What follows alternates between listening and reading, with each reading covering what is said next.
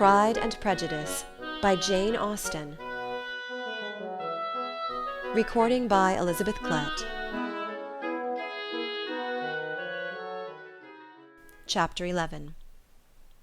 When the ladies removed after dinner, Elizabeth ran up to her sister, and seeing her well guarded from cold, attended her into the drawing-room, where she was welcomed by her two friends with many professions of pleasure, and Elizabeth had never seen them so agreeable as they were during the hour which passed before the gentlemen appeared. Their powers of conversation were considerable.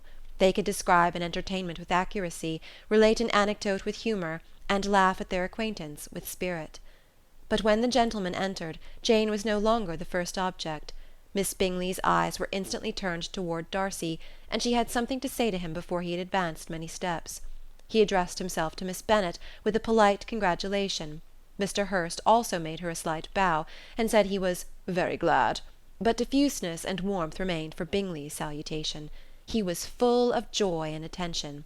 The first half-hour was spent in piling up the fire, lest she should suffer from the change of room, and she removed at his desire to the other side of the fireplace, that she might be further from the door.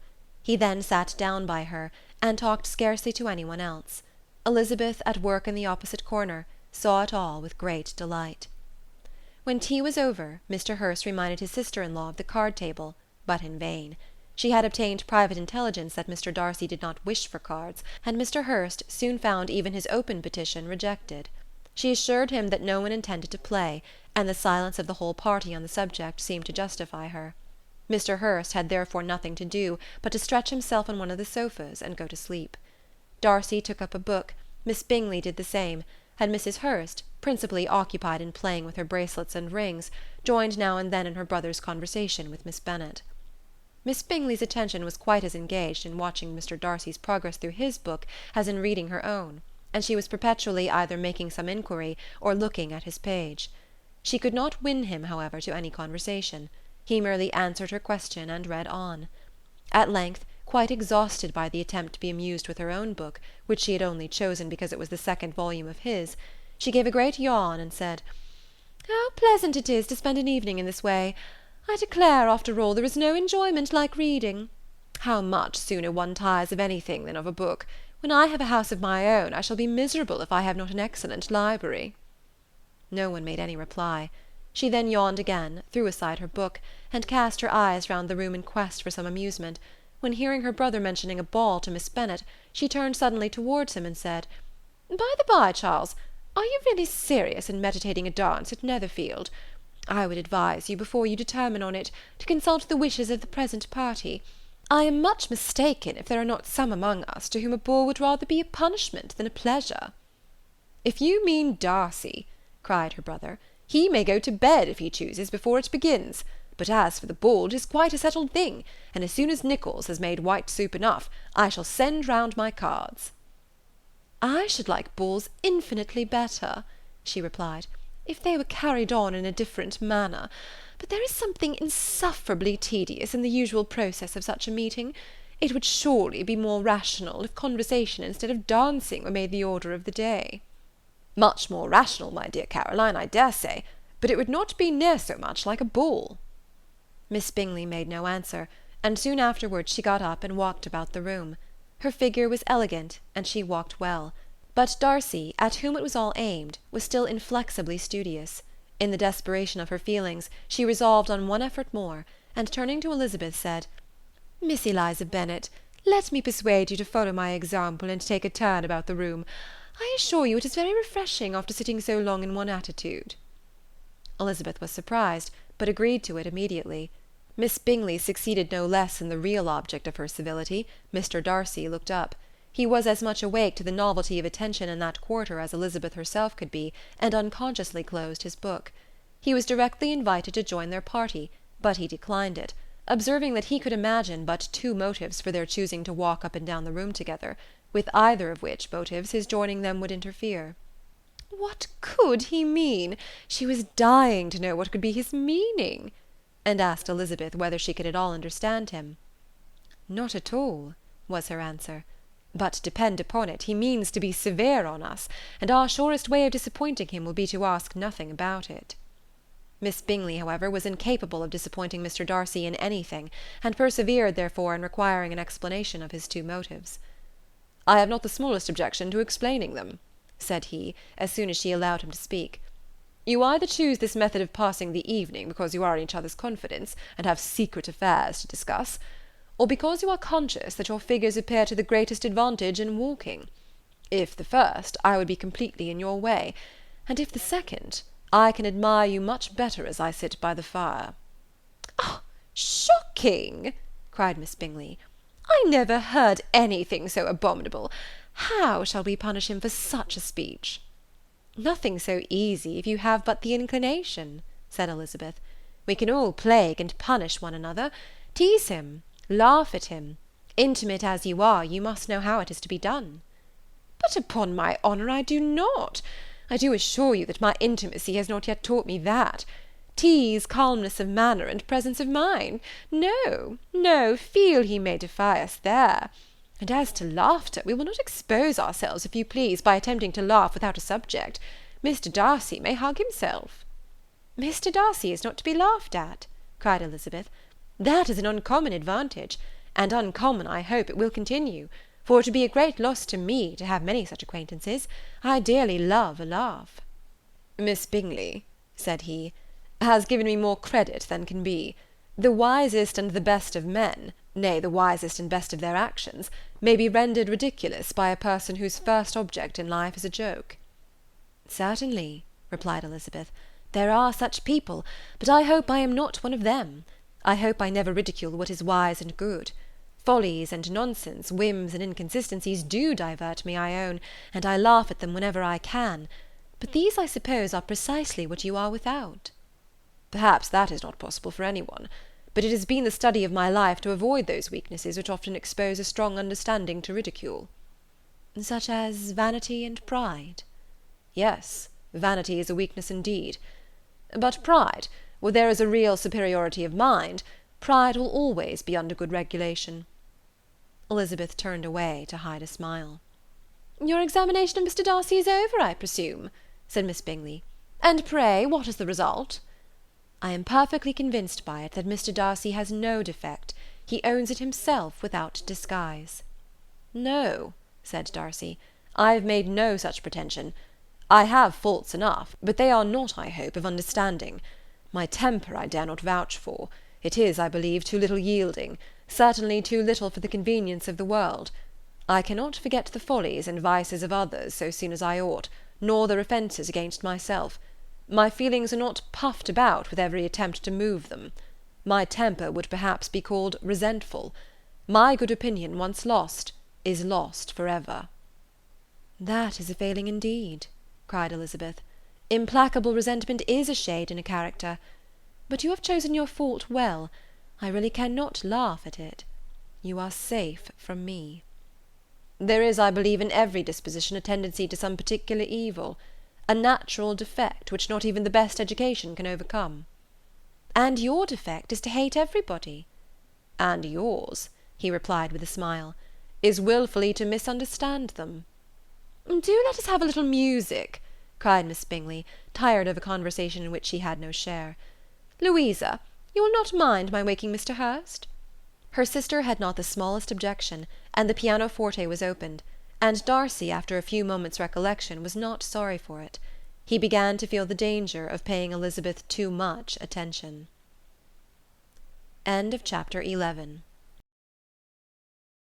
Chapter 12. In consequence of an agreement between the sisters, Elizabeth wrote the next morning to their mother to beg that the carriage might be sent for them in the course of the day, but Mrs. Bennet, who had calculated on her daughters remaining at Netherfield till the following Tuesday, which would exactly finish Jane's week, could not bring herself to receive them with pleasure before. Her answer therefore was not propitious, at least not to Elizabeth's wishes, for she was impatient to get home. Mrs. Bennet sent them word that they could not possibly have the carriage before Tuesday, and in her postscript it was added that if Mr. Bingley and his sister pressed them to stay longer, she could spare them very well. Against staying longer, however, Elizabeth was positively resolved, nor did she much expect it would be asked, and fearful on the contrary as being considered as intruding themselves needlessly long, she urged Jane to borrow Mr. Bingley's carriage immediately, and at length it was settled that their original design of leaving Netherfield that morning should be mentioned and the request made. The communication excited many professions of concern, and enough was said of wishing them to stay at least till the following day to work on Jane, and till the morrow their going was deferred. Miss Bingley was then sorry that she had proposed the delay, for her jealousy and dislike of one sister much exceeded her affection for the other. The master of the house heard with real sorrow that they were to go so soon, and repeatedly tried to persuade Miss Bennet that it would not be safe for her, that she was not enough recovered, but Jane was firm where she felt herself to be right. To Mr. Darcy it was a welcome intelligence. Elizabeth had been at Netherfield long enough. She attracted him more than he liked, and Miss Bingley was uncivil to her, and more teasing than usual to himself. He wisely resolved to be particularly careful that no sign of admiration should now escape him, nothing that could elevate her with the hope of influencing his felicity, sensible that if such an idea had been suggested, his behaviour during the last day must have material weight in confirming or crushing it. Steady to his purpose, he scarcely spoke 10 words to her through the whole of Saturday, and though they were at one time left by themselves for half an hour, he adhered most conscientiously to his book, and would not even look at her. On Sunday, after morning service, the separation, so agreeable to almost all, took place. Miss Bingley's civility to Elizabeth increased at last very rapidly, as well as her affection for Jane, and when they parted, after assuring the latter of the pleasure it would always give her to see her either at Longbourn or Netherfield, and embracing her most tenderly, she even shook hands with the former. Elizabeth took leave of the whole party in the liveliest of spirits. They were not welcomed home very cordially by their mother. Mrs. Bennet wondered at their coming, and thought them very wrong to give so much trouble, and was sure Jane would have caught cold again. But their father, though very laconic in his expressions of pleasure, was really glad to see them. He had felt their importance in the family circle. The evening conversation, when they were all assembled, had lost much of its animation, and almost all its sense, by the absence of Jane and Elizabeth. They found Mary as usual deep in the study of thorough base and human nature, and had some extracts to admire, and some new observations of threadbare morality to listen to. Catherine and Lydia had information for them of a different sort. Much had been done and much had been said in the regiment since the preceding Wednesday. Several of the officers had dined lately with their uncle. A private had been flogged, and it had actually been hinted that Colonel Forster was going to be married. End of Chapter 12. Chapter 13. "I hope, my dear," said Mr. Bennet to his wife as they were at breakfast the next morning, "that you have ordered a good dinner to-day, because I have reason to expect an addition to our family party." "What do you mean, my dear? I know of nobody that is coming, I am sure, unless Charlotte Lucas should happen to call in, and I hope my dinners are good enough for her. I do not believe she often sees such at home." "The person of whom I speak is a gentleman, and a stranger." Mrs. Bennet's eyes sparkled. "A gentleman and a stranger! It is Mr. Bingley, I am sure. Well, I am sure I shall be extremely glad to see Mr. Bingley. But, good Lord, how unlucky! There is not a bit of fish to be got to-day. Lydia, my love, ring the bell. I must speak to Hill this moment." "It is not Mr. Bingley," said her husband. "It is a person whom I never saw in the whole course of my life." This roused a general astonishment, and he had the pleasure of being eagerly questioned by his wife and his 5 daughters at once. After amusing himself some time with their curiosity, he thus explained: "About a month ago I received this letter, and about a fortnight ago I answered it, for I thought it a case of some delicacy and requiring early attention. It is from my cousin, Mr. Collins, who, when I am dead, may turn you all out of this house as soon as he pleases." "Oh, my dear," cried his wife, "I cannot bear to hear that mentioned. Pray do not talk of that odious man. I do think it is the harshest thing in the world that your estate should be entailed away from your own children, and I am sure if I had been you, I should have tried long ago to do something or other about it." Jane and Elizabeth tried to explain to her the nature of an entail. They had often attempted to do it before, but it was a subject on which Mrs. Bennet was beyond the reach of reason, and she continued to rail bitterly against the cruelty of settling an estate away from a family of 5 daughters, in favour of a man whom nobody cared anything about. "It certainly is a most iniquitous affair," said Mr. Bennet, "and nothing can clear Mr. Collins from the guilt of inheriting Longbourn. But if you will listen to his letter, you may perhaps be a little softened by his manner of expressing himself." No, that I am sure I shall not, and I think it is very impertinent of him to write to you at all, and very hypocritical. I hate such false friends. Why could he not keep on quarrelling with you, as his father did before him? Why, indeed, he does seem to have had some filial scruples on that head, as you will hear. Hunsford, near Westerham, Kent, 15th October. Dear Sir, the disagreement subsisting between yourself and my late honoured father always gave me much uneasiness, and since I have had the misfortune to lose him, I have frequently wished to heal the breach, but for some time I was kept back by my own doubts, fearing lest it might seem disrespectful to his memory for me to be on good terms with any one with whom it had always pleased him to be at variance. There, Mrs. Bennet.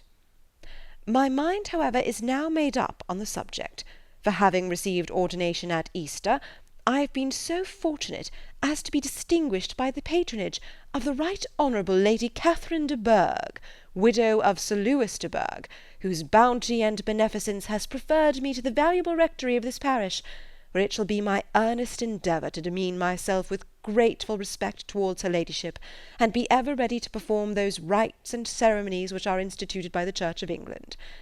As a clergyman, moreover, I feel it my duty to promote and establish the blessing of peace in all families within the reach of my influence, and on these grounds I flatter myself that my present overtures are highly commendable, and that the circumstance of my being next in the entail of Longbourn estate will be kindly overlooked on your side, and not lead you to reject the offered olive branch. I cannot be otherwise than concerned at being the means of injuring your amiable daughters, and beg leave to apologize for it, as well as to assure you of my readiness to make them every possible amends. But of this hereafter. If you should have no objection to receive me into your house, I propose myself the satisfaction of waiting on you and your family Monday, November 18th, by 4 o'clock, and shall probably trespass on your hospitality till the Saturday se'nnight following, which I can do without any inconvenience, as Lady Catherine is far from objecting to my occasional absence on a Sunday, provided that some other clergyman is engaged to do the duty of the day. I remain, dear sir, with respectful compliments to your lady and daughters, your well-wisher and friend, William Collins. At 4 o'clock, therefore, we may expect this peace-making gentleman, said Mr. Bennet, as he folded up the letter. He seems to be a most conscientious and polite young man, upon my word, and I doubt not will prove a valuable acquaintance, especially if Lady Catherine should be so indulgent as to let him come to us again. There is some sense in what he says about the girls, however, and if he is disposed to make them any amends, I shall not be the person to discourage him. Though it is difficult, said Jane, to guess in what way he can mean to make us the atonement he thinks our due. The wish is certainly to his credit. Elizabeth was chiefly struck by his extraordinary deference for Lady Catherine, and his kind intention of christening, marrying, and burying his parishioners whenever it were required. He must be an oddity, I think, said she. I cannot make him out. There is something very pompous in his style. And what can he mean by apologizing for being next in the entail? We cannot suppose he would help it if he could. Could he be a sensible man, sir? No, my dear, I think not. I have great hopes of finding him quite the reverse. There is a mixture of civility and self-importance in his letter which promises well. I am impatient to see him. In point of composition, said Mary, the letter does not seem defective.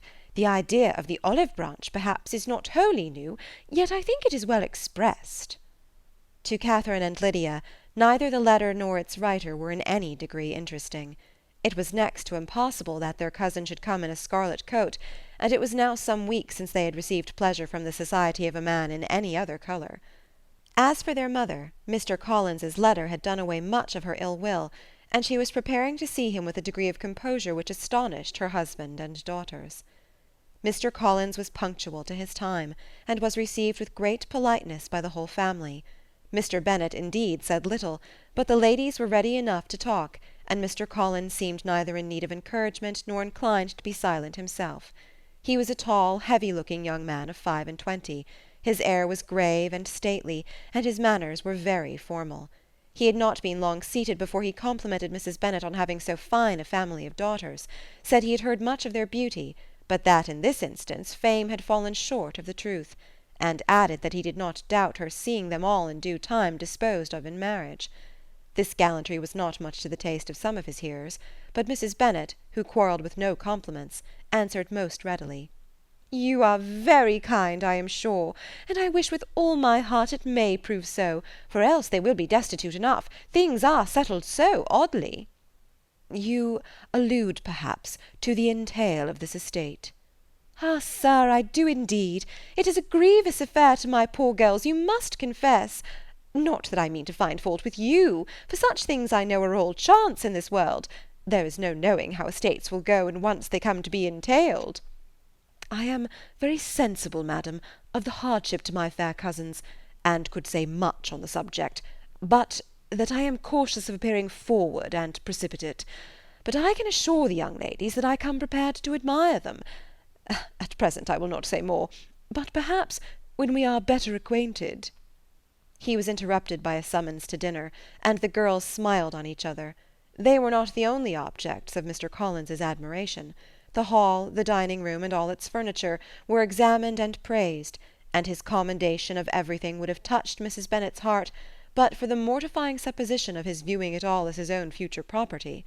The dinner, too, in its turn, was highly admired, and he begged to know to which of his fair cousins the excellency of its cooking was owing.